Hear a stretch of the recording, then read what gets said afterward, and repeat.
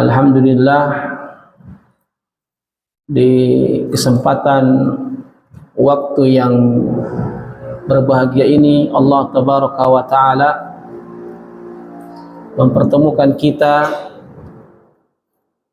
di suatu tempat yang mulia, yaitu Baitullah, masjid yang di dalamnya hamba-hamba Allah Subhanahu wa Ta'ala beribadah kepadanya. Dan kita pun bersyukur kepada Allah Subhanahu wa Ta'ala atas karunia nikmat yang Allah berikan kepada kita, yang saat ini kita bisa berkumpul dalam keadaan sehat walafiat dan dalam keadaan dimudahkan dalam melaksanakan ketaatan kepadanya. Dan tidaklah semua itu nikmat kita rasakan, melainkan semua datangnya dari Allah Subhanahu wa Ta'ala. Wa ma bikum min ni'matin fa minallah. Dan tidaklah satu nikmat pun yang kita dapati, melainkan semua itu datangnya dari Allah Subhanahu wa Ta'ala. Wal hadirat wal hadirin rahimakumullah. Di kesempatan hari ini kita akan sama-sama mengkaji tentang satu surat yang terdapat di dalam Al-Quran Karim, yang mana kita maklumi bahwa Al-Quran Karim itu terdiri dari 114 surat. Dan di antara dari surat-surat tersebut terdapat satu surat yang unik, yang beda dengan yang lainnya, yaitu disebut dengan surat An-Nisa. Surat An-Nisa. An-Nisa ini dia kata yang diambil dari bahasa Arab, dan bentuknya apa, Bu? Tunggal, ganda, atau jamak, Bu? Yang bisa bahasa Arab apa, Pak? Dia bentuknya jamak. Jamak itu artinya banyak. Biasanya di dalam bahasa Arab itu suatu kata ingin dibuat menjadi ganda kata tersebut atau jamak itu memiliki polanya, kaidah-kaidahnya. Di antaranya kalau misalkan dari tunggalnya masjid ingin membuat ganda, bagaimana, Bu? Masih ingat? Kalau ada masjidun ingin dibuat ganda jadi dua masjid, ya, bukan isnani masjidun, bukan, atau masjidun isnani, bukan, tetapi dengan pola kaidah ditambah alif yang sukun dan nun kasroh, atau alif sukun nun, ya sukun nun kasroh, maka menjadi masjidani atau masjidaini, ya. Kemudian juga kalau kita ambil dari kata muslimun, kalau kita rubah menjadi ganda, maka dia muslimani, muslimaini. Ini hanya sebatas mengulang dulu yang pernah belajar bahasa Arab. Mudah-mudahan masih ingat. Kemudian ketika kata muslimun ini, satu orang muslim, ingin dibuat menjadi banyak, lebih dari 2 atau 3 ke atas, maka pola dalam bahasa Arab adalah dengan cara menambah adanya apa? Waw, sukun, nun, fathah. Maka jadinya muslimuna. Yang kedua dengan ya, sukun dan nun, fathah, muslimina. Begitu pula ketika bentuknya kata tersebut muannas, muslimatun. Namun ketika jamaknya muslimatun ini dia ada kaidah juga dengan adanya alif, ya, sukun dan ta maftuhah. Dari kata muslimun ditambah alif dan ta maftuhah, maka bentuknya menjadi muslimatun.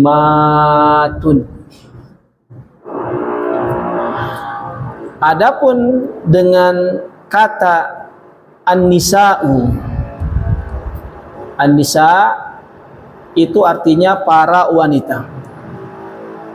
Dan kata tunggal dari para wanita adalah imro'atun. Imro'atun. Ya. Makanya ketika dia dibentuk menjadi kata yang banyak, maka tidak ada memiliki kaidahnya. Enggak ada kaidah misalkan imro'atat atau imro'atun, tidak. Maka katanya ketika dia menjadi banyak para wanita, yaitu an-nisa'u. Dan dia memiliki atau dia tidak memiliki pola kaidah sebagaimana yang tadi disebutkan. Nah, kemudian berikutnya dari sini terlihat bahwa wanita itu memiliki keunikan. Dengan keunikannya maka harus dijaga. Harus dijaga dan dimuliakan, sebab kalau kita memiliki barang biasanya Bu, ya ikhwan, yang antik, yang unik, apa yang kita lakukan? Akan merawatnya, akan menjaganya. Begitupun an-nisa, ya, harus dijaga dan juga dirawat, bahkan juga dimuliakan. Kemudian jamaah sekalian barakallahu fikum, perlu diketahui bahwasannya ketika Allah Subhanahu wa taala menyebutkan atau menjadikan surat An-Nisa ini dia surat yang keempat, maka dengan demikian bahwa para wanita ini memiliki perhatian yang sangat dari Allah Subhanahu wa taala. Kenapa demikian? Dikarenakan dahulu wanita itu dia dipandang hanya sebagai barang warisan, ya, tidak dimuliakan. Bahkan apabila ada suatu kaum dia memiliki keturunan dari jenis wanita, di zaman dahulu itu apa Pak? Dikubur hidup-hidup. Akan tetapi setelah datangnya Islam yang dibawa oleh baginda yang mulia Rasulullah sallallahu alaihi wasallam, Allah Subhanahu wa taala menurunkan syariat yang gunanya mengangkat derajat para wanita.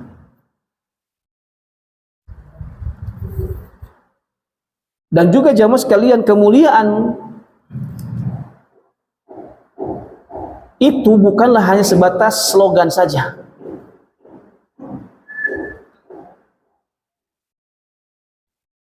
Dan juga kemuliaan yang ada dalam wanita itu akan tapi turun dari wahyu Allah Subhanahu wa taala. Oleh karenanya ketika kita baca surat An-Nisa pada surat yang keempat, awal surat tersebut Allah Subhanahu wa taala, ya, atau dalam pembukaan surat An-Nisa tersebut Ya, terdapat di dalamnya pembahasan tentang apa? Tentang kemuliaan wanita, kemudian berikutnya mahar, rumah tangga, dan yang lainnya.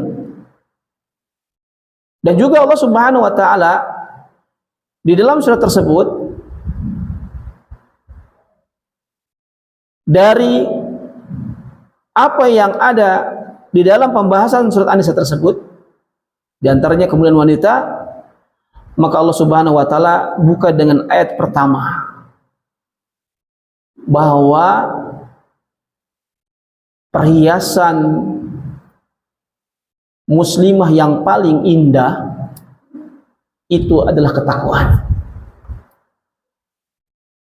Ya. Perhiasan yang paling indah bagi wanita muslimah itu ada pada ketakwaannya. Kita lihat di dalam surat An-Nisa ayat yang pertama, Allah Subhanahu wa taala berfirman, "Ya ayyuhan nasu taqu rabbakumul ladzi khalaqakum min nafsin wahidah wa khalaqa minha zawjaha wa batha minhuma rijalan katsiran wa nisaa'a wattaqullaha alladzi tasaaluna bihi wal arham innallaha kana 'alaikum raqiba."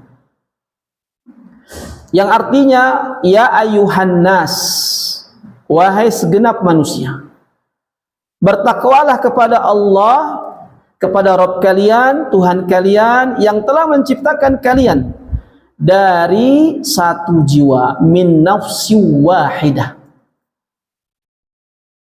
Lalu darinya dia Allah menciptakan pasangannya, dan dari keduanya Allah memperkembangbiakkan banyak laki-laki dan juga perempuan.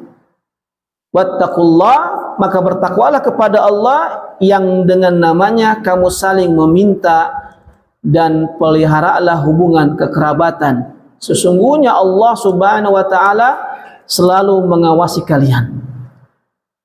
Jamaah sekalian, rahimakumullah, kalau kita perhatikan di dalam ayat tersebut, surat An-Nisa, bagaimana bunyinya? Ya ayuhan nasu.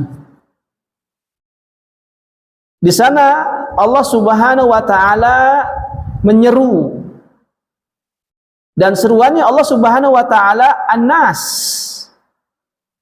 artinya memanggil seluruh manusia.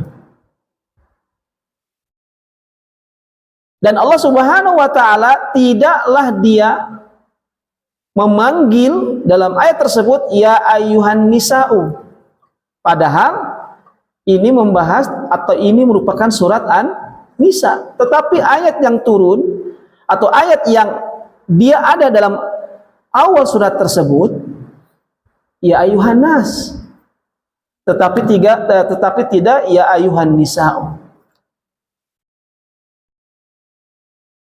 Kenapa demikian? Dikarenakan sebelumnya isi di dalam ayat tersebut atau dalam surat-surat dalam Al-Quran itu berbicara tentang hak-hak wanita. Atau sebelum dibahas tentang hak-hak wanita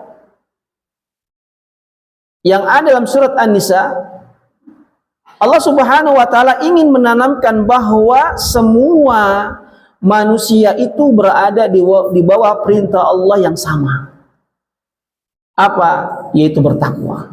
Allah mengatakan ya ayuhan nasu taqu, wahai segenap manusia hendaklah kalian bertakwa.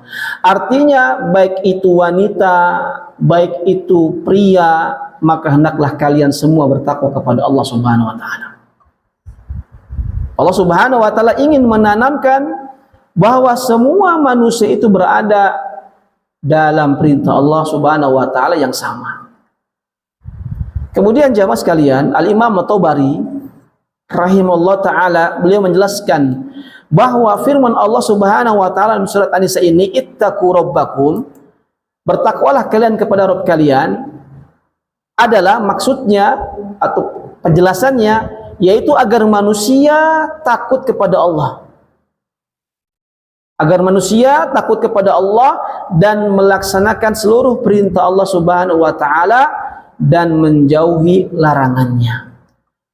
Oleh karenanya takwa itu apa? Melakukan apa saja yang Allah Subhanahu wa taala dan Rasulnya perintahkan, dan juga menjauhi segala larangan-larangan Allah dan Rasulnya. Kemudian jamaah sekalian, selanjutnya apa tafsir dari Ibnu Katsir terhadap ayat ini? Al-Imam Ibnu Katsir rahimahullah mengatakan bahwa Allah Subhanahu wa taala memulai surat ini dengan perintah apa? Bertakwa. Karena dari ketakwaan itu lahir penjagaan terhadap seluruh hak manusia, termasuk hak wanita, termasuk hak anak-anak, dan juga keluarga. Maka dengan demikian jamaah sekalian rahimakumullah, dunia sering kita dengar banyak mengatakan wanita itu akan cantik, wanita itu dia akan mulia jika apa? Cantik. Ini dunia yang mengatakan seperti itu. Di luar sana wanita akan mulia jika cantik. Ada lagi yang mengatakan wanita akan berbahagia atau wanita akan bahagia jika dia kaya. Ada lagi di luar sana yang mengatakan wanita akan dihormati jika memiliki posisi jabatan yang tinggi. Namun Allah Subhanahu wa taala mengatakannya berbeda. Allah mengatakan apa?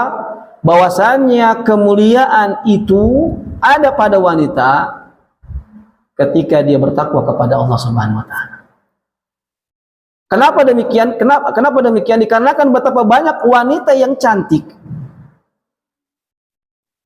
tetapi hidupnya gelisah.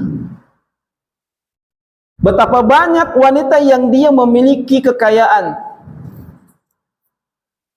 memiliki segalanya dari dunia, karirnya melesat tinggi,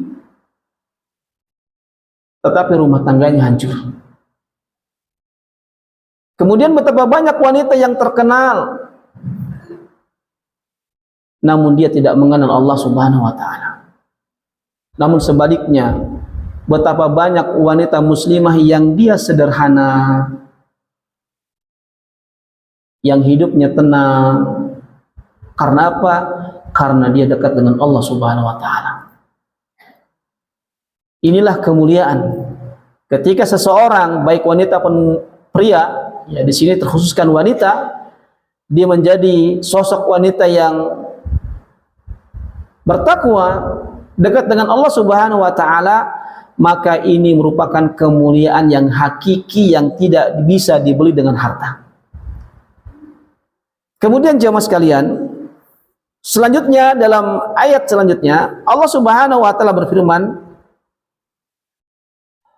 "Allazi khalaqakum min nafsin wahidah wa khalaqa minha zawjaha." Allah Subhanahu wa taala berfirman, yang dialah Allah Subhanahu wa taala yang menciptakan kalian semua itu dari jenis yang sama.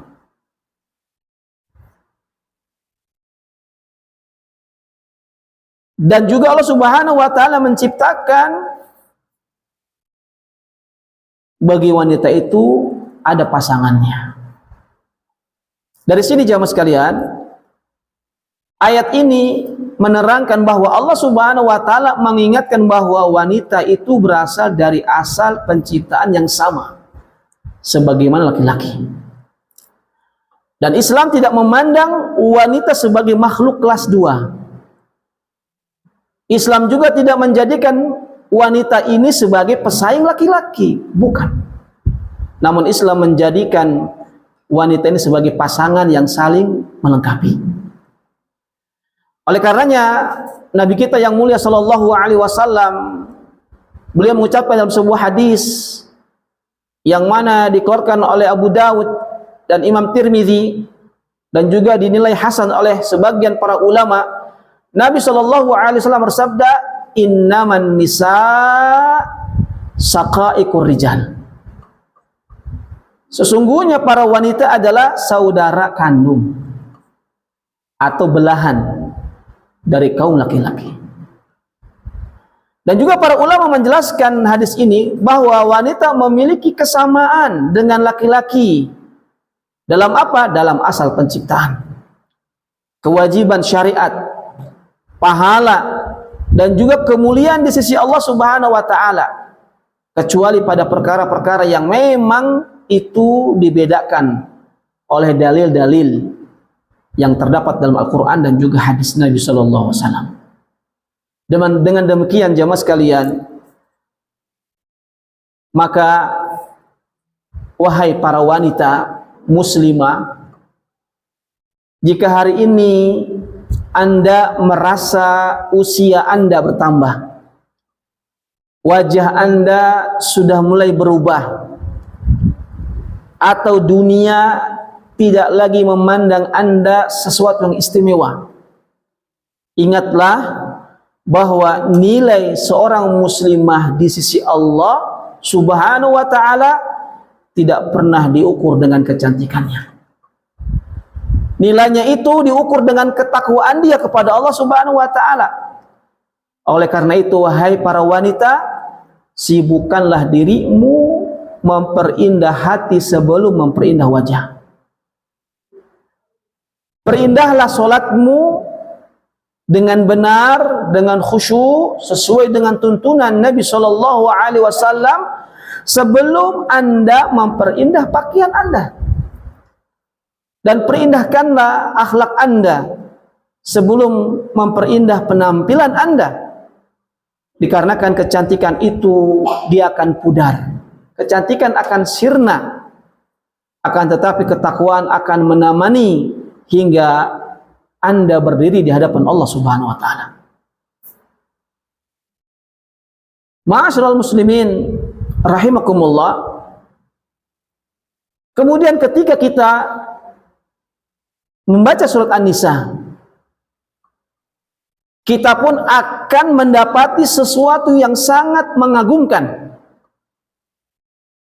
Allah Subhanahu wa taala bukan hanya memerintahkan agar wanita itu dihormati, tetapi Allah Subhanahu wa taala menetapkan hukum-hukum yang menjaga hak mereka. Sebelum Islam datang, wanita seringkali diperlakukan sebagai barang yang dapat diwariskan. Ketika zaman dahulu, wanita itu hanya sebagai barang yang diwariskan, bisa diwariskan. Para wanita tidak memiliki hak atas harta, dan juga mereka tidak memiliki kepastian dalam pernikahan. Bahkan dalam banyak masyarakat pada saat dulu, mereka tidak memiliki hak menentukan nasibnya. Bahkan seorang ulama, Syekh Muhammad Jamil Zain, mengatakan apabila wanita itu dia dalam keadaan datang bulannya, itu mereka ya dibiarkan, ditinggalkan jauh-jauh. Bahkan sampai-sampai ya mereka para wanita ketika datang masa haidnya itu ya oleh keluarganya, ya suaminya tidak diajak makan bersama. Akan tapi datanglah Islam yang membawa cahaya yang merubah itu semua, sehingga wanita dia dijadikan wanita yang mulia, wanita yang terhormat. Kemudian juga jamaah sekalian rahimakumullah, kalau kita lihat di dalam surat An-Nisa di ayat yang keempat, di sana Allah Subhanahu wa taala berfirman, wa atun nisaa shaduqatihinna nihlah. Silakan bisa dilihat surat An-Nisa ayat yang keempat, yang artinya berikanlah mahar. Ya, sedekah di sini artinya mahar kepada para wanita sebagai pemberian yang penuh kerelaan. Kita perhatikan ayat ini. Dalam surat An-Nisa ayat yang keempat, Allah Subhanahu wa taala berfirman, wa atun nisa shaduqatihinna berikanlah mahar-mahar mereka itu kepada para wanita. Di ayat ini jemaah, Allah Subhanahu wa taala tidak mengatakan wa atul auliya'aha, wa atu auliya'aha atau waliyaha. Allah tidak mengatakan seperti itu. Allah tidak mengatakan berikanlah mahar-mahar itu kepada para walinya. Akan tetapi Allah Subhanahu wa taala mengatakan berikan kepada para wanita. Maka ayat ini menunjukkan bahwa menunjukkan bahwa mahar itu adalah hak wanita, hak istri, bukan hak orang tuanya. Orang tuanya hanya mungkin sebatas memberikan usulan, tetapi yang menetapkan suatu mahar itu dan yang memilikinya adalah wanita, putrinya, atau dia yang akan menikah. Bukan orang tuanya, ayahnya, bukan pula saudaranya, dan juga bukan pula milik siapapun kecuali hanya dirinya. Dengan demikian jamaah Islam menghormati wanita sejak akad nikah. Al-Imam Tabari rahimahullah ta'ala beliau menjelaskan dalam tafsir ayat surat An-Nisa yang keempat ini, ya, surat An-Nisa yang keempat, beliau mengatakan bahwa Allah Subhanahu wa taala memerintahkan para suami untuk menyerahkan mahar kepada istri mereka sebagai kewajiban yang telah Allah tetapkan, dengan hati yang lapang dan tanpa mengurangi hak mereka sedikit pun. Kemudian juga Imam Ibnu Katsir rahimahullah ta'ala beliau pun menjelaskan tentang ayat ini, bahwa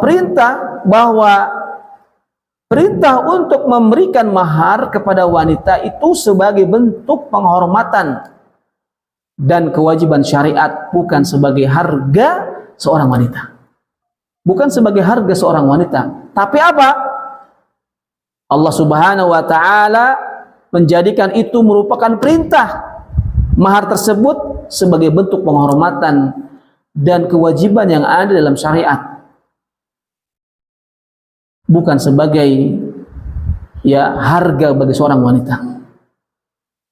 Kemudian juga Syekh Abdurrahman As-Sa'di rahimahullah ta'ala beliau pun menjelaskan tentang surat An-Nisa ayat keempat ini, bahwa mahar adalah hak penuh istri.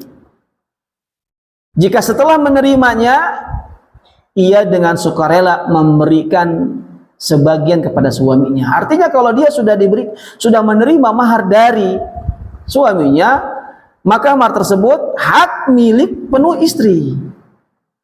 Adapun suami nggak boleh ketika sudah menjadi suaminya nggak boleh dia pun mengambilnya kembali, kecuali istrinya berbaik hati. Misalkan dalam kehidupan membutuhkan untuk dijual maharnya, ya suami nggak boleh langsung jual itu, kan mahar dari saya, tidak boleh. Kalau misalkan istrinya memberikannya dengan sukarela, dengan misalkan dia dengan sedekah buat suaminya dan suaminya menerimanya, maka ini suatu kebaikan bagi istrinya dan boleh suami menerimanya. Adapun mengambilnya tanpa ada kerelaan istri, maka ini termasuk kezaliman, dan ini yang dikatakan oleh Syekh Abdurrahman As-Sa'di rahimahullah ta'ala dalam tafsirnya, Tafsir Karimur Rahman fi Kalamil Mannan. Oleh karena jemaah sekalian rahimakumullah, mahar itu adalah yang harus digarisbawahi, bukan sebagai harga wanita, bukan.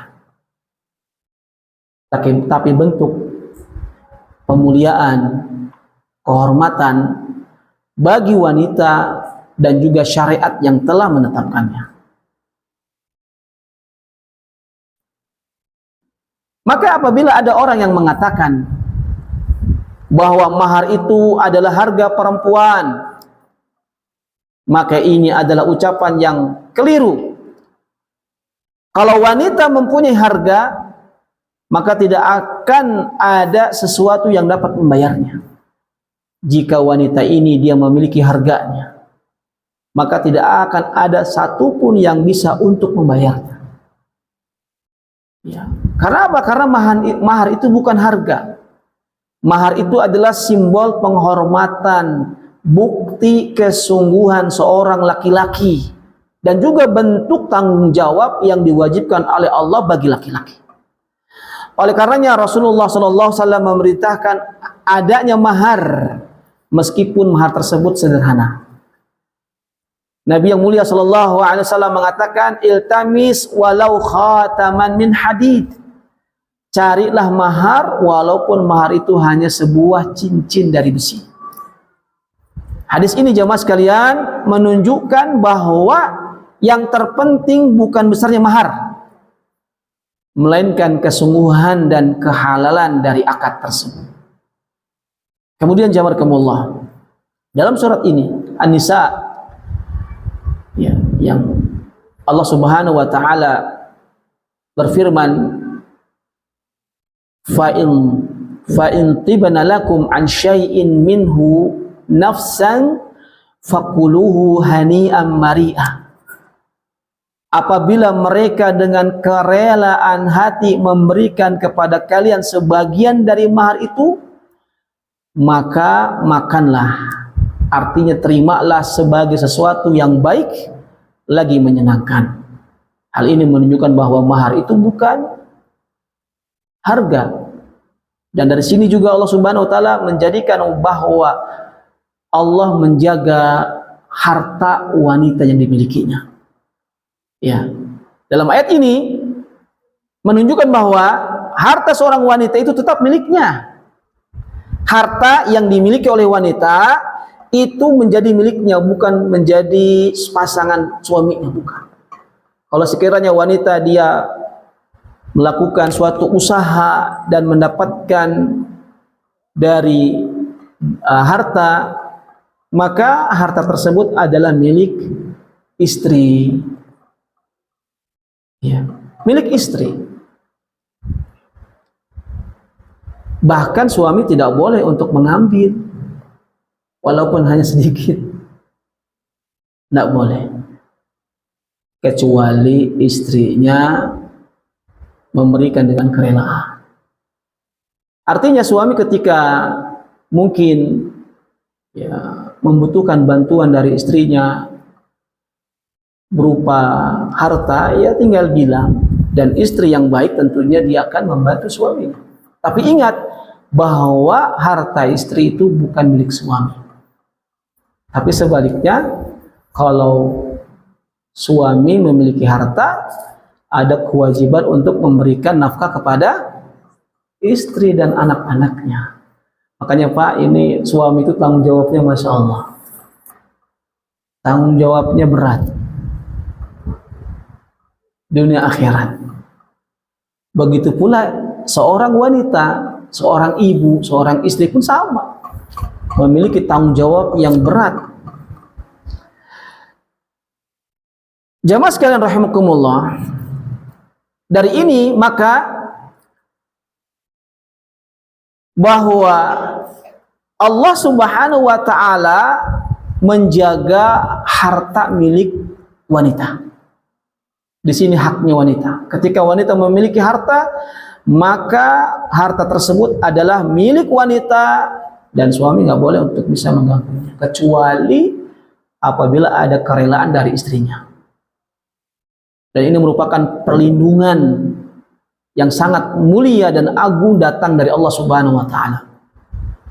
Dan dengan ini pula Allah Subhanahu wa taala atau Islam ini mengangkat martabat wanita. Wanita diangkat martabatnya. Yang mana di masa jahiliyah terdahulu wanita itu dapat diwariskan. Wanita dia tidak mendapat warisan.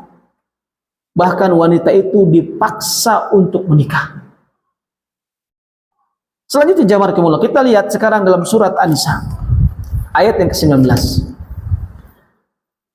Di sana Allah Subhanahu wa taala berfirman, "Ya ayyuhalladzina amanu la yahillu lakum an tarithun nisaa karha Wahai orang-orang yang beriman, tidak halal bagi kalian mewarisi wanita dengan jalan paksa. Ya. Di sini menunjukkan larangan ya adanya perbuatan amalan untuk mewariskan wanita kepada yang lain. Dari ayat ini Allah Subhanahu wa taala mengangkat martabat wanita. Sebagaimana dikatakan Al-Imam Al-Baghawi, beliau menerangkan ayat ini surat An-Nisa ayat yang ke-19. Al-Imam Baghawi mengatakan bahwa ayat ini menghapus kebiasaan jahiliyah yang mereka memperlakukan wanita sebagai harta warisan. Islam datang untuk memuliakan mereka wanita dan juga melarang segala bentuk pemaksaan terhadap para wanita. Jamaah sekalian rahimakumullah. Maka bahwa kemuliaan seorang wanita itu ternyata ada pada ketaatannya dia. Jamaah sekalian, ikhwan dan akhwat rahimakumullah, musuh-musuh Islam sering mereka menggambarkan bahwa syariat ini banyak membatasi wanita. Musuh-musuh Islam seperti itu. Mereka memberikan syubhat-syubhat, ya kesamaran-kesamaran, yang mereka mengatakan bahwasanya Islam ini itu sering, ya Islam syariatnya suka membatasi wanita. Padahal kalau kita membaca surat An-Nisa, jamaah sekalian, justru kita akan melihat bahwa setiap hukum yang Allah tetapkan itu bertujuan. Dalam surat An-Nisa ini, setiap hukum yang Allah Subhanahu wa ta'ala tetapkan itu bertujuan yang pertama, Pak. Pertama itu dia menjaga agama. Yang kedua menjaga jiwa.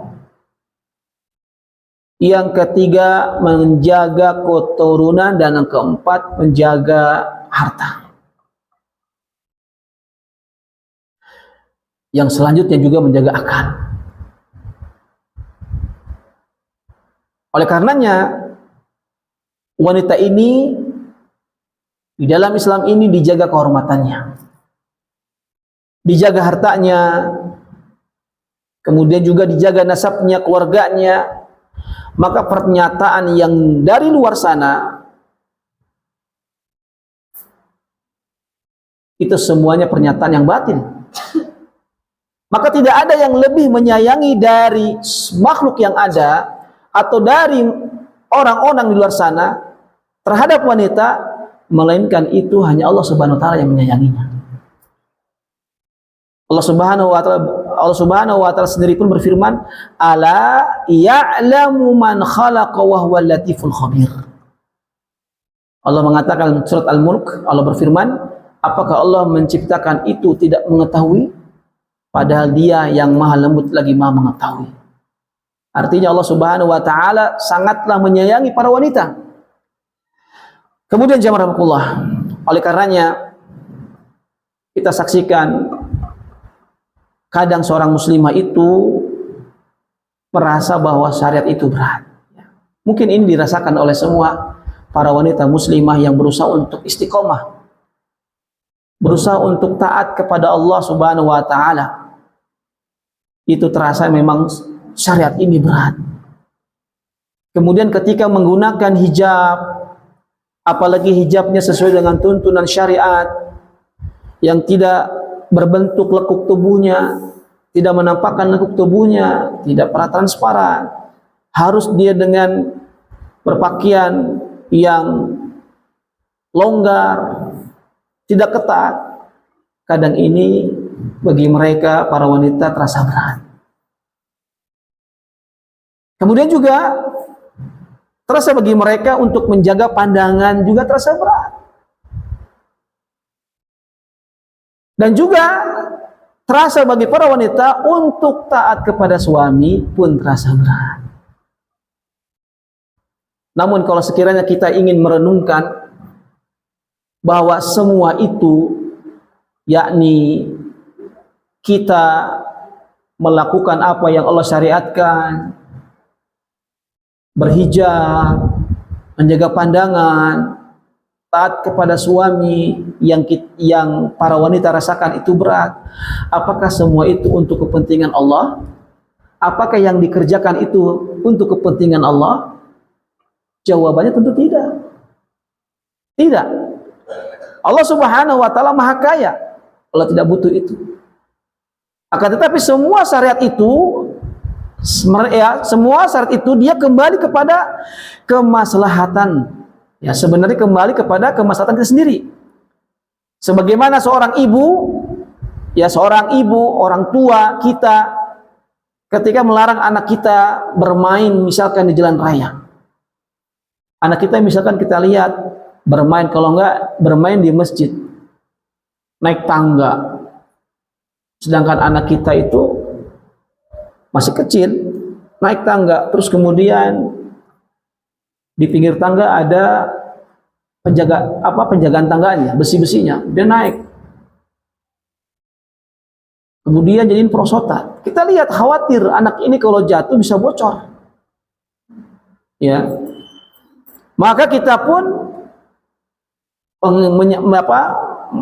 menghampirinya, ya, dan mengatakan, "Nak, jangan, ini nanti kalau jatuh kamu celaka." Ya. Dan juga sebagaimana seorang ayah ataupun ibu melarang anaknya ketika dia bermain di luar, di jalan raya, yang mana mobil pun lalu lalang banyak, motor ada, sehingga dia, orang tua tersebut, mengekangnya, gak boleh main melewati batasan ini, karena kalau keluar dari pagar ini kendaraan besar-besar. Apakah dengan orang tua mengekang ini menunjukkan orang tua ini tidak sayang kepada anak? Tidak, bahkan orang tua ingin melindunginya. Demikian pula syariat Allah Subhanahu wa taala. Setiap larangan yang Allah Subhanahu wa taala tetapkan itu adalah perlindungan untuk hamba-hambanya. Dan setiap perintah yang datangnya dari Allah Subhanahu wa taala itu adalah rahmat Allah Subhanahu wa taala. Oleh karena jangan pernah kita merasa bahwa aturan Allah Subhanahu wa taala itu mempersempit hidup kita. Jangan pernah. Hanya makin apal ngaji teh tentang sunnah asa segala temenang gitu. Ya ulah eta ulah. Ketika kita sudah belajar tentang Islam, hijrah, wah ternyata semuanya segala tidak boleh. Yang dulunya bebas. Seakan-akan seperti itu. Seakan-akan seperti itu. Justru jamaah sekalian rahimakumullah, aturan Allah Subhanahu wa taala itu hakikatnya terdapat kemuliaan. Hakikatnya terdapat ketenangan dan juga hakikatnya terdapat keberkahan.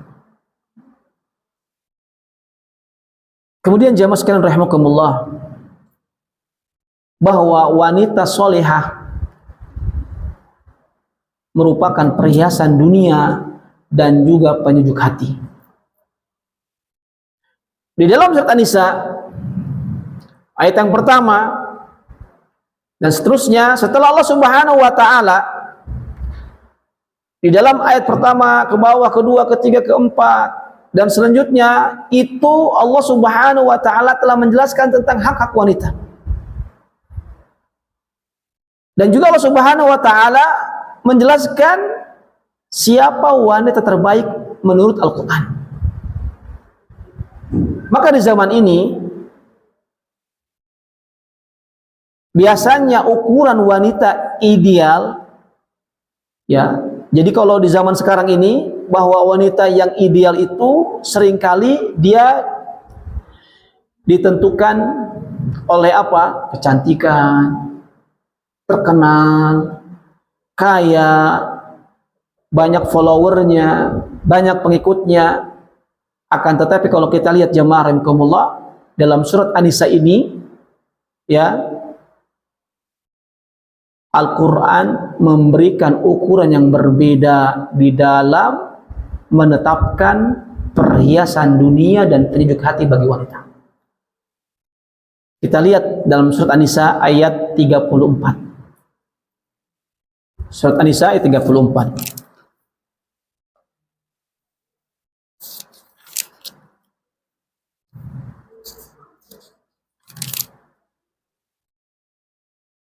Ya. Di sana Allah Subhanahu wa ta'ala berfirman, "Ar-rijalu qawwamuna 'alan nisa'i bima faddalallahu ba'dahum 'ala ba'd wa bima anfaqu min amwalihim." Lihat selanjutnya. Nah, ini yang menentukan tentang kemuliaan wanita. Fas-salihatu qanitatun hafizatun lil ghaibi bima hafizallah. Syahidnya di sini. Inti pembahasannya di fas-salihat. Maka sebab itu wanita-wanita yang salihah ialah yang taat kepada Allah, qanitat, yang tunduk kepada Allah, taat kepada Allah, dan juga tunduk kepada suaminya. Ya, taat kepada suaminya dalam perkara yang ma'ruf. Dan mereka para wanita itu yang salihah menjaga diri ketika suaminya tidak ada.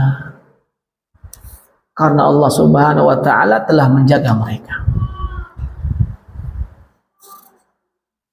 Para jamaah sekalian rahimakumullah, kita perhatikan ayat ini. Ini menarik. Dalam ayat ini Allah Subhanahu wa ta'ala tidak mengatakan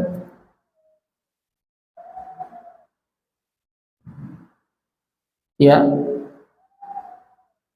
dalam ayat tersebut fas-salihat, maka wanita-wanita yang solehah, maka wanita-wanita yang terbaik, yang baik. Allah Subhanahu wa ta'ala tidak mengatakan fas-salihatu jamilat, ghaniyat, apalagi ya, Allah tidak mengatakan bahwasannya wanita yang terbaik di situ adalah wanita yang paling cantik, wanita yang kaya, wanita yang memiliki jabatan. Tidak.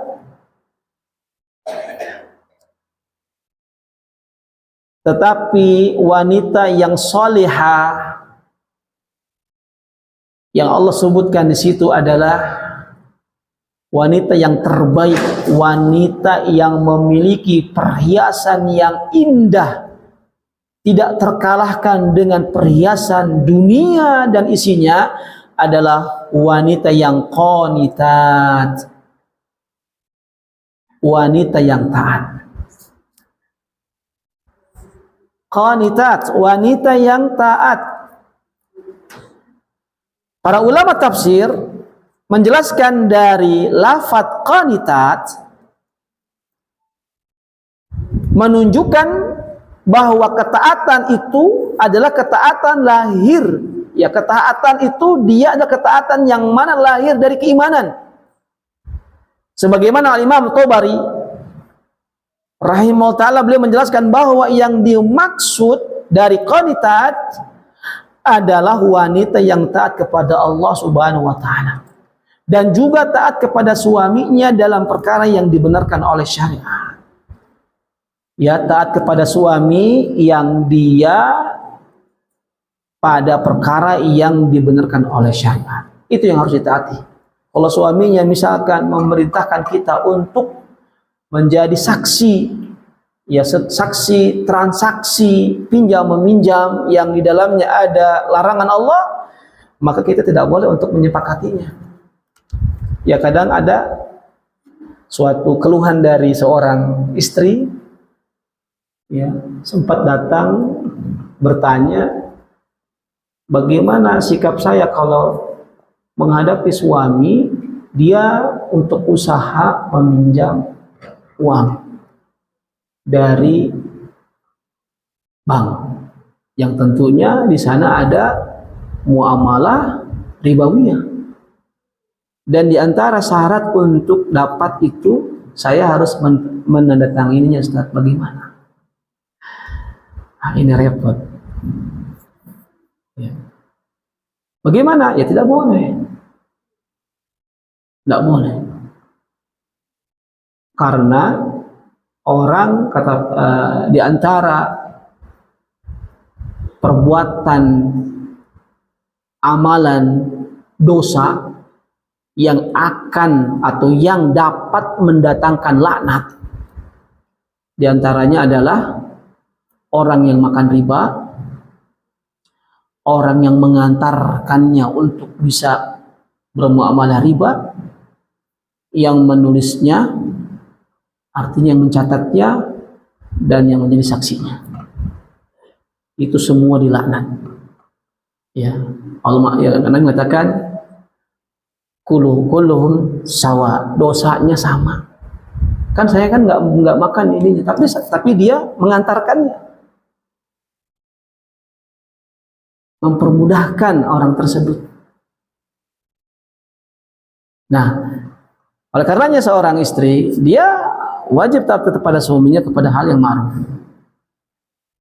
Ketika suaminya kalau keluar nggak usah pakai kerudung, nah ini nggak boleh ditaati. Kemudian jemaah sekalian, Al-Imam Katsir beliau pun menjelaskan bahwa wanita yang salihah itu adalah wanita yang istiqamah dalam ketaatan kepada Allah. Nah, sekarang bagaimana tips untuk supaya wanita muslimah itu dia istiqamah dalam ketaatan kepada Allah Subhanahu wa taala? Yang pertama, dia harus semangat mencari ilmu agama. Ini wajib. Ingin istiqomah taat kepada Allah, belajar. Hadiri majelis-majelis ilmu, semangat. Kalau perlu ajak suaminya supaya sekeluarga itu istiqomah. Dan yang kedua adalah sohbatus salihat. Ini penting. Apa itu? Pertemanan yang soleh-soleh. Penting sekali. Memiliki teman yang soleh dan solehah sangat-sangat berperan, apalagi pada saat zaman-zaman sekarang ini. Sebagaimana mengatakan as-sahib sahib. As-sahib sahib. Teman itu bisa apa? Bisa menyeret. Ya. Bagus ini. As-sahib sahib. Teman itu bisa menyeret. Maka jangan pernah kepikiran, saya mah nggak apa-apa, bebas temannya dengan siapa saja. Yang penting saya tidak terwarnai. Nah, mungkin saat itu tidak terwarnai. Tapi kalau terus menerus, dan ini merupakan orang-orang yang rusak, yang jauh kepada Allah, lama-kelamaan dia pun akan terhanyut, terbawa arus. Bahkan lebih bahaya dan lebih jauh lagi kepada Allah Subhanahu wa taala, wal iyadzubillah. Nah, maka diantara tips supaya kita agar istiqomah, semangat belajar ilmu agama. Ya. Semangat belajar ilmu agama yang bersumberkan kajian tersebut atau pengajian itu Al-Quran, As-Sunnah, dengan pemahaman salaful ummah, dengan pemahaman para sahabat, maka akan menjadikan dirinya istiqamah di atas ketaatan kepada Allah Subhanahu wa taala. Kemudian bertemanlah dengan teman-teman yang baik, teman yang suka ngaji. Kalau ada teman yang suka ngaji, ngajak, jangan dijauhin. Wah, asa kesel jeung saya taman. Saya mah kesal sama si itu teh. Tiap-tiap ngajak ngaji terus. Kalau misalkan ada teman yang sering ngajak ngaji, jangan dilepas, genggam dia. Genggam dengan erat. Handphone nomornya jangan diblokir. Ya Bu ya, jangan diblokir nomornya. Kadang ada orang itu yang ngasih informasi terus kajian-kajian kesel. Ya, ajak ngaji kesel, blokir jangan. Kalau misalkan ada teman kita yang meng-share untuk kita hadir dalam majlis ilmu, subhanallah, dia sayang sama kita. Ya. Genggam, jangan dilepas. Karena di zaman sekarang sulit kita mendapatkan teman seperti itu. Al-an az-zamanul gharib. Sekarang ini adalah zaman yang penuh keterasingan. Penuh dengan keterasingan. Sedikit orang yang perhatian terhadap agama Allah Subhanahu wa taala. Padahal Allah menciptakannya. Ya. Padahal Allah Subhanahu wa taala menciptakan mereka dan juga termasuk kita. Makanya orang yang dia berjuang untuk istiqamah dalam ketaatan kepada Allah berat sekali zaman sekarang, berat. Baik. Ya, jadi Al-Imam Katsir beliau menjelaskan dalam tafsir beliau, tafsir Al-Quran Azim, dalam menjelaskan surat An-Nisa ayat 34, bahwa wanita solehah itu adalah wanita yang istiqamah dalam ketaatan kepada Allah, kemudian menjaga hak-hak suaminya sebagaimana yang diperintahkan syariat. Sebenarnya kalau jadi wanita itu untuk masuk surga mudah, nggak sulit. Kalau misalkan ibu ingin masuk surga, gampang. Sebagaimana Nabi SAW memberikan bocorannya. Ya. Dalam sebuah hadis kan mungkin sering mendengar, ya, barang siapa dari wanita itu, ya, dia menjaga sholat fardunya yang 5 waktu. Di sini Nabi mengatakan sholat fardunya. Nabi tidak mengatakan, oh tambah lagi ya. Sholat sunnah-sunnahnya tidak, sholat fardunya aja 5, sehari 5 waktu. Kemudian dia pun melaksanakan puasa Ramadan. Nabi nggak sebutkan puasa Senin Kamis, kemudian puasa Ayyamul Bid, ya, puasa Daud, tidak, puasa Ramadan saja. Terus yang ketiga kata Nabi, dia menjaga kemaluannya. Yang terakhir, dia taat pada suaminya. Maka masuklah kalian para wanita ke surga Allah dari pintu-pintu surga yang mana saja. Subhanallah. Ini khabar, berita bocoran untuk para wanita salihah. Mudah, ya, artinya mudah untuk masuk surga, cuman pelaksanaannya, nah, itulah saya nggak akan jawab, berat, ya. Kemudian jamaah sekalian, bahwa para wanita dia taat kepada suami itu bukan bentuk perendahan, justru ini adalah bagian dari ibadah kepada Allah. Sekali lagi, bahwa seorang wanita itu dia taat kepada suami bukan sebagai bentuk perendahan dirinya, bukan.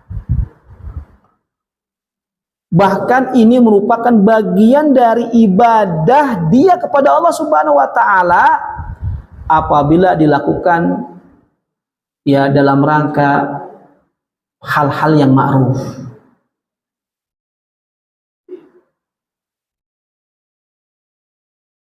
Ya. Kemudian selanjutnya sifat yang kedua, priasa atau wanita solehah, ya, merupakan perhiasan dunia, bahkan melebihi daripada dunia dan isinya. Sifatnya tadi apa? Qanitat, taat kepada Allah, taat kepada suaminya. Sifat yang kedua dalam surat ini, surat An-Nisa ayat yang 34, apa? Hafizatun lil ghaibi. Wanita salehah itu adalah wanita yang dia menjaga kehormatan dirinya. Nah, dia adalah wanita yang menjaga kehormatan dirinya. Dan termasuk dia wanita yang soleha adalah menjaga rahasia rumah tangganya. Ini penting. Apa-apa yang ada dalam rumah tangganya jangan diceritakan kepada orang lain. Bahkan kalau sekiranya mungkin ada suaminya, kalau tidur ngorok, ya jangan diceritakan. Apalagi subhanallah, suaminya misalkan makannya banyak, gembul suaminya teh. Kadang kalau diceritain, suami saya mah kalau cari nafkahnya sedikit, saya yang banyak cari nafkahnya untuk membantu dia padahal. Tapi kalau makan dia itu, sepiring itu kurang. Dia harus 2 piring, 3 piring. Padahal saya capek. Dia ceritakan kepada orang lain. Jangan. Jangan yang seperti ini. Jangan diceritakan. Rahasia. Tutup. Muliakan. Ya. Apapun rahasia yang ada dalam rumah tangga, rahasiakan. Kalau sekiranya memang ada perkara-perkara yang butuh untuk jalan keluar, carilah orang yang tepat. Jangan sembarangan orang. Ya, ini subhanallah. Ya, tidak sedikit dari para wanita yang berumah tangga itu kadang kalau dia cerita tentang suaminya kemana-mana, seolah-olah suaminya itu tidak ada kebaikan sedikit. Subhanallah. Bu, dijaga rahasianya Bu ya. Dijaga. Apapun yang terjadi jaga. Kalau ingin minta solusi, cari orang yang tepat. Ya. Saya pernah dapat, ya, dia mungkin istilahnya pengen menceritakan, tetapi saya lihat kayaknya kurang baik. Saya lihat seolah-olah suaminya tidak ada kebaikan sedikit pun. Padahal suami itu banyak kebaikan-kebaikannya. Jangan sampai masalah-masalah yang sepele dari apa yang ada dalam rumah tangga itu diumbar. Tutup rapat-rapat. Ya kalau perlu misalkan orang tua atau mertua ya, orang tua kita, ya kalau perlu tentang masalah rumah tangga, udah jangan ada yang tahu. Ya, insya Allah sesulit apapun dalam rumah tangga ini, pasti Allah Subhanahu Wa Taala berikan jalan keluar. Pasti. Kalau kita senantiasa berusaha, sabar dan bertakwa, Allah Subhanahu Wa Taala berikan jalan keluar. Selanjutnya juga termasuk dari wanita salihah itu dia menjaga harta suami. Harta suami. Wah, suami saya emang nggak punya harta. Ya. Walaupun suaminya misalkan nggak punya harta, ya jaga kemuliaan suami, ya kemuliaannya, kehormatan suami jaga.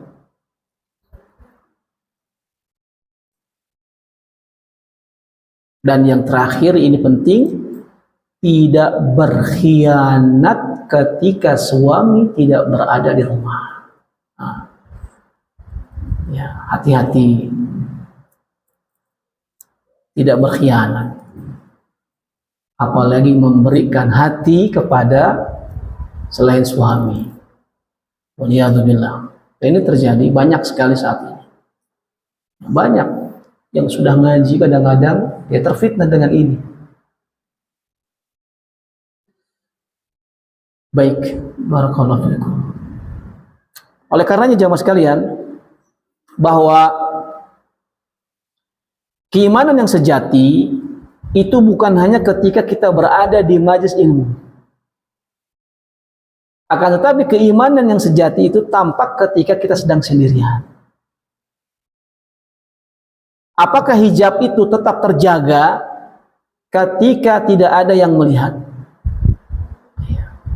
Artinya kadang kita lihat ya ibu-ibu ini, maaf kalau misalkan keluar dari rumah pakai jilbab, tapi kakinya terlihat, nggak pakai kaos kaki. Alasannya cuman sebentar keluarnya, padahal kaki itu termasuk daripada aurat wanita. Ya, walaupun sebentar, tidak lama, ya wajib ditutup. Kemudian selanjutnya, apakah lisan tetap terjaga ketika tidak ada yang mendengar? Lisan kita ini apakah senantiasa itu terjaga?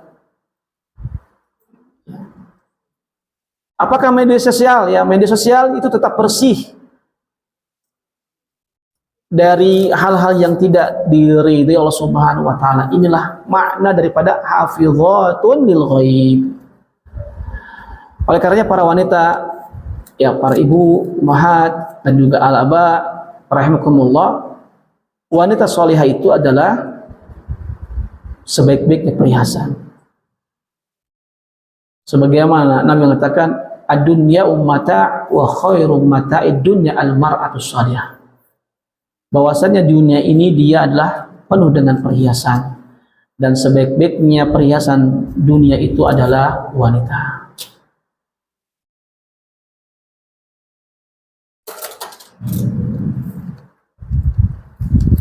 Baik, kemudian jamaah sekalian rahimakumullah,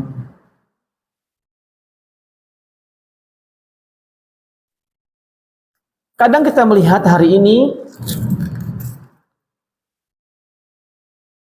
banyak wanita merasa minder karena mungkin wajahnya yang tidak cantik, tidak secantik orang lain, merasa rendah ya karena mungkin tidak punya apa-apa, ya, dengan rumah yang sederhana, merasa sedih karena pakaiannya tidak semewah orang lain.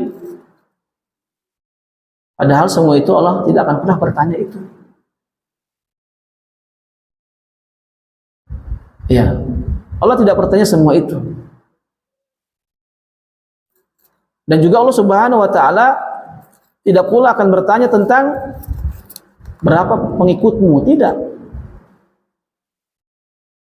Tetapi yang perlu dijaga di sini wanita itu dalam surat An-Nisa, hendaklah dia memperhatikan tentang akhlak yang baik. Nabi mengatakan, innallaha la yanzuru ila suwarikum wa amwalikum walakin yanzuru ila qulubikum wa amalikum. Sesungguhnya Allah Subhanahu wa taala tidaklah melihat rupa dan harta yang kalian miliki, tetapi Allah Subhanahu wa taala melihat hati kalian dan juga amal kalian. Oleh karena jamaah sekalian rahimakumullah, wanita solehah bukanlah wanita yang sempurna tanpa kesalahan. Wanita solehah bukanlah wanita yang sempurna tanpa kesalahan. Wanita solehah adalah wanita yang setiap hari berusaha untuk memperbaiki dirinya. Mungkin dia pernah menangis, pernah lelah, pernah kecewa, namun ia tidak menjauh dari Allah. Ia kembali kepada Al-Quran, kembali kepada sholat, kembali juga berdoa kepada Allah. Ya, karena itulah Allah Subhanahu wa taala menjadikan dia sebaik-baiknya perhiasan dunia. Inilah diantara tema yang bisa kita sampaikan tentang wanita dalam dekapan hangat surat An-Nisa. Dan masih banyak lagi diantara faedah-faedah yang ada di dalam surat An-Nisa ini. Ya, kalau sekiranya dibaca yang mana dari surat An-Nisa ini, dari mulai ayat pertama sampai 176 ayat, dan ayat ini dia termasuk ayat Madaniyah, ya, ayat atau surat Madaniyah yang diturunkan di Madinah. Wallahu a'lam bishawab. Ini ada pertanyaan. Kalau misalkan susah maaf ya, saya nggak bisa jawab ya, tanya saja sama ustaz yang lain. Kebetulan di sini kan ada Ustadz Abu Ubaidah tuh As-Sidawi, hafizallahu ta'ala. Sering ketemu kalau daurah.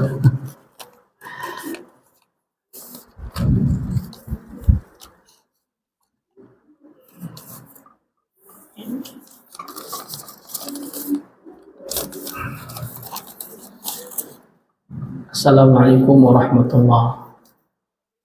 Assalamualaikum. Ustaz, saya wanita 50 tahun lebih. Qadarullah, dia pertemukan dengan pria duda anak satu, perempuan umur 20 tahun. Setelah saya menikah, saya baru tahu ternyata sudah tahu.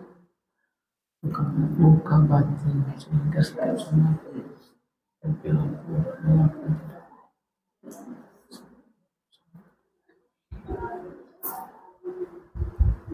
Baik, ya.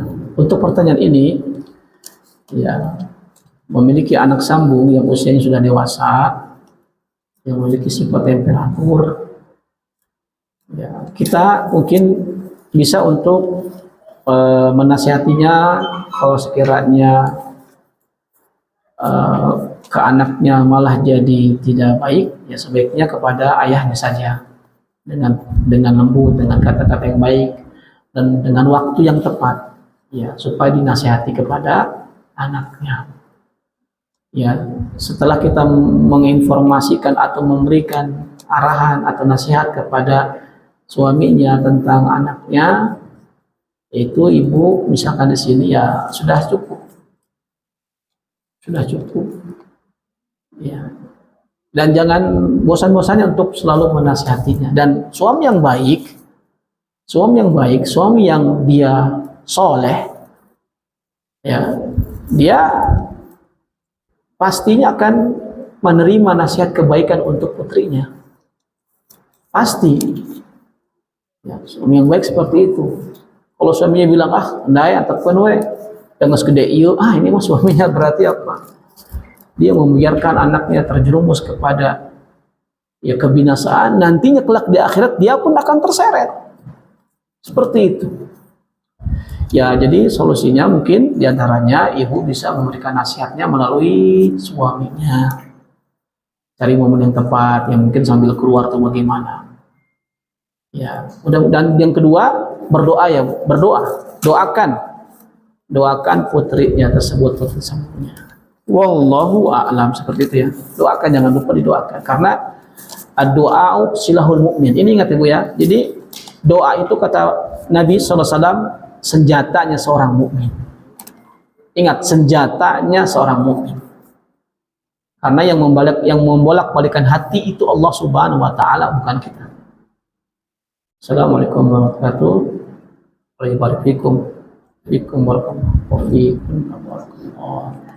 Ustaz, mohon penjelasan untuk meluruskan persepsi tentang mahar bagi yang awam. Umumnya di masyarakat memberikan uang mahar kepada keluarga wanita untuk melaksanakan pernikahan, sedangkan untuk mempelai wanita diberikan mas kawin yang disebutkan saat ijab. Mohon dijelaskan yang seharusnya bagaimana. Baik, mahar itu, ya, jadi ada mahar, ada uang untuk acara walimahan. Ya, uang mahar itu berbeda. Jadi mahar itu ditentukan kepada calon istri. Jadi ketika ada laki-laki datang, ya laki-laki ini kalau ya dia harus menanyakan tentang anti mau apa maharnya. Dan di sini hak wanita, hak yang mau dipinang. Berbeda dengan di sini apa? Kadang dia kalau masyarakat umum memberikan uang mahar kepada keluarga wanita untuk melaksanakan pria, bukan. Ini salah. Mahar itu bukan untuk resepsi, bukan. Tersendiri dia. Tersendiri. Nah, resepsi beda lagi. Ya, nah itu biasanya kalau kita ikuti dengan tata cara ta'aruf yang sesuai syariat, ketika sudah nazar, ya, ta'aruf nazar, melihat, kemudian cocok, kemudian menetapkan kapan akan dilangsungkan pernikahan. Nah, disitulah laki-laki itu wajib nanya dia, ukhti mau mahar apa? Oh, saya pengen mahar emas. Emas berapa kilo? Emasnya 75 kilo. Ada emasnya emas bakso. Ya, 75 kilo emas bakso itu. Ya seperti itu ya. Jadi mahar ya itu hak calon. Adapun misalkan kalau maharnya itu dia sekalian apa, nanti ketika ya diberikan mas kawin yang disebutkan saat ijab. Oh, enggak. Jadi bukan saat jadi mahar itu disebutkan dari awal. Nanti ketika ijab ya disebutkan lagi. Jadi mahar itu bukan untuk ya semua acara resepsi kemudian ini tidak berbeda, itu mahar seperti itu, wallahu alam. Kemudian bolehkah wanita bekerja di luar kota dan tinggal di sana tanpa mahram? Masya Allah, nggak boleh Bu ya. Nggak boleh wanita bekerja di luar kota tanpa adanya mahram, ya tidak boleh, berbahaya ya. Kalau mau ya yang dekat-dekat saja, dan itu pun kalau punya suami ada izin dari suami. Dan Syekh kemarin ketika di Al-Ajiz, ketika di Masjid Al-Ajiz itu ada daurah doa dai bersama Syekh masyhur Ali Salman Habibullah Ta'ala. Dia mengatakan tentang masalah wanita bekerja. Syaratnya ada. Apa pertama syaratnya? Itu tidak ikhtilat. Ya. Ibu ya. Pertama syaratnya tidak ikhtilat, tidak bercampur baur laki-laki dan perempuan dalam suatu tempat itu. Yang kedua, ini penting, dia memang benar-benar butuh banget. Butuh untuk memenuhi keluarga. Dia harus terpaksa jadi ojek online karena misalkan dia sengel-teran, ya itu boleh seperti itu. Itu yang difatwakan atau yang disebutkan oleh Syekh Masyhur Ali Habibullah Ta'ala. Ustaz, ketika suami soleh itu seperti apa? Aduh, ini panjang Bu ya. Kriteria suami soleh itu seperti apa? Yang pertama, dia taat sama Allah. Kedua, dia takut sama Allah. Itu saja. Taat sama Allah dan takut sama Allah. Kalau dia sudah taat sama Allah dan takut sama Allah, udah, ibu punya suami seperti itu, aman. Ya, aman. Kalau dia misalkan mau poligami, benar nggak dia nih? Sesuai dengan syariat tidak? Allah misalkan tidak sesuai dengan syariat, nanti disiksa sama Allah. Harus pertama taat kepada Allah, takut sama Allah. Penting itu, takut sama Allah. Sangat penting di zaman sekarang ini. Dia nggak asal-asalan. Ya, bagaimana kalau tidak mencari nafkah, pernah menyakitin anak tirinya yang hampir merusak masa depan? Apa sebenarnya harus dipertahankan? Oh ya. Ya, kalau dilihat suaminya, kalau suaminya dia masih kemungkinan ada perubahan, kebaikan, ya, ada perubahan kebaikan dan terlihat baik, ada perubahan nanti ke depannya, boleh dipertahankan. Kalau misalkan dia sudah nggak sholat, nggak tanggung jawab, bahkan tadi dia menyakiti, sebaiknya ya minta pihak kedua untuk menyelesaikannya. Ini sudah ya. Nah, mungkin ini ya. Semoga bermanfaat. Dan saya mohon maaf apabila ada perkataan-perkataan yang tidak baik, yang salah, mohon saya dimaafkan. Dan apabila ada salahnya, mohon untuk diberitahu setelah kajian ini supaya saya untuk merujuk. Yang namanya manusia tidak lepas dari namanya kesalahan dan lupa. Oleh karena saya mohon maaf kepada jemaah sekalian apabila dalam pembahasan kajian bersama ini ya kita sama-sama belajar ada kesalahannya. Dan saya cukupkan untuk pertemuan kali ini sampai sini, dan semoga bermanfaat khususnya buat saya dan jemaah sekalian. Semoga Allah SWT menjadikan kita hamba-hamba yang bertakwa, menjadi hamba-hamba yang terbaik, dan juga menjadi hamba Allah SWT yang senantiasa istiqomah di atas ketaatan, di atas Islam dan sunnah. Amin ya rabbal alamin. Cukup sekian. Subhanakallahumma wa bihamdika asyhadu an la ilaha illa anta astaghfiruka wa atubu ilaik. Wassalamualaikum warahmatullahi wabarakatuh.